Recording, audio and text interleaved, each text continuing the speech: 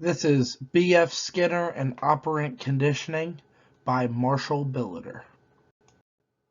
B.F. Skinner was born on March 20th, 1904 in Pennsylvania, just outside of New York. He had a brother. His father was a young lawyer, and his mom stayed at home and tended to the kids.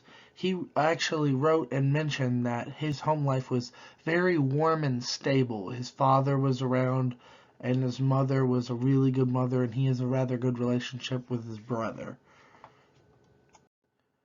B.F. Skinner began his college career at Hamilton College, where he finished his undergrad, originally wanting to be a writer.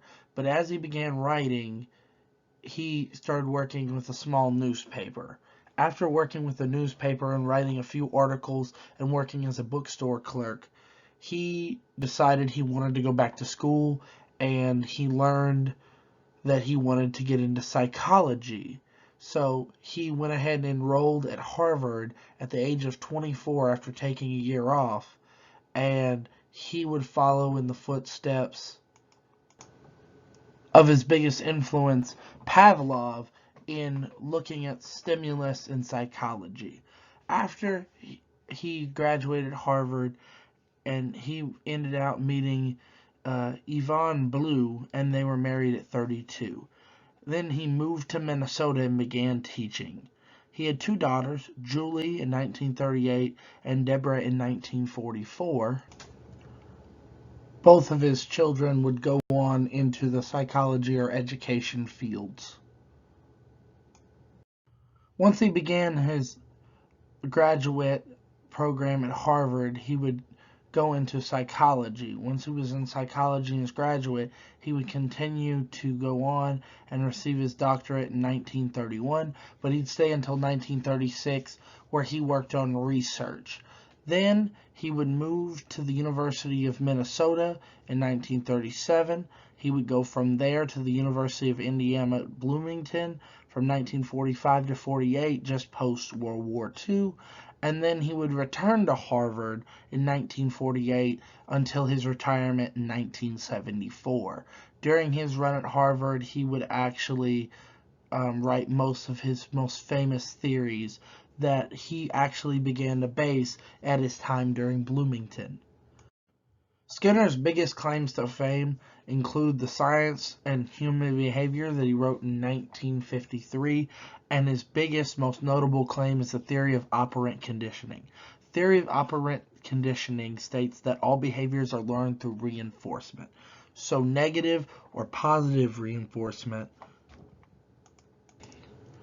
will often determine how the response is created. So if you have a child who is reinforced positively to do a bad thing, they will continue to do a bad thing.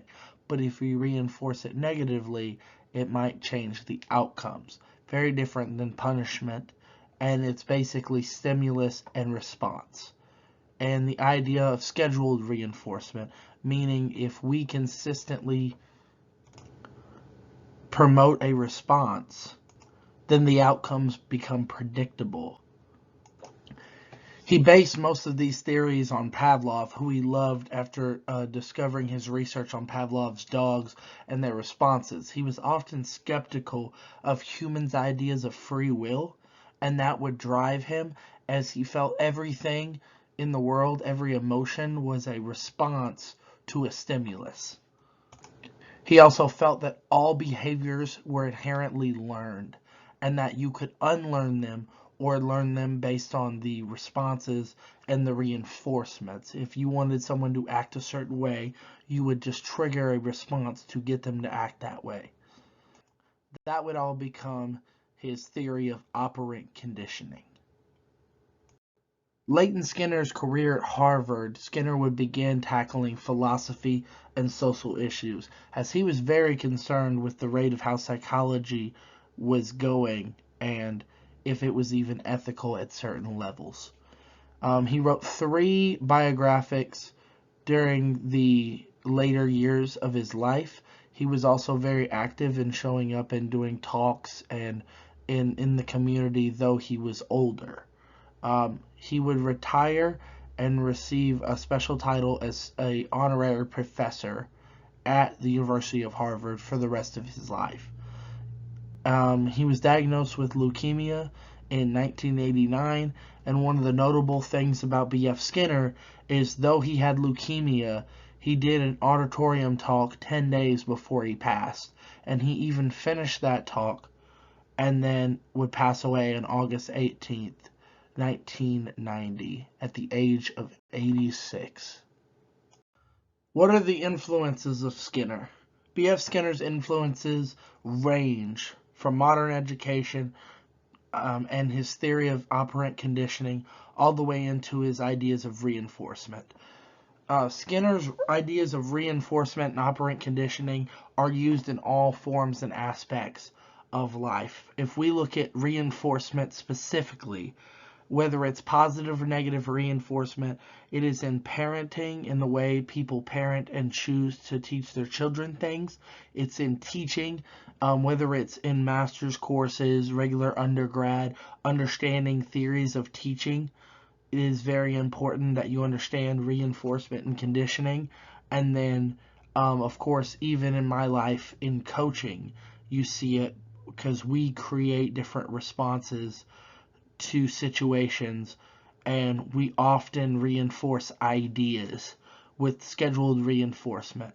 So this is in current day is a very common practice, and it almost seems like everyone knows this, that if you positively reinforce an action, you're more likely to get that same result again.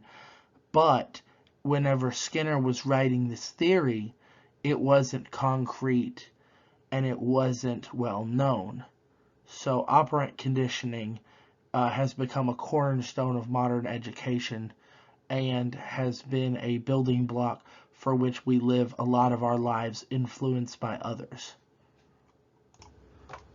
Outside of pure accomplishments and what he did on paper and through speeches, he was also in higher education for the better part of 40 years. So he was able to influence many other generations of students into growth and into understanding psychology at a higher level and bringing that into classrooms and out into the world. And to finish this up, this is my bibliography with all of my sources on B.F. Skinner and operant conditioning.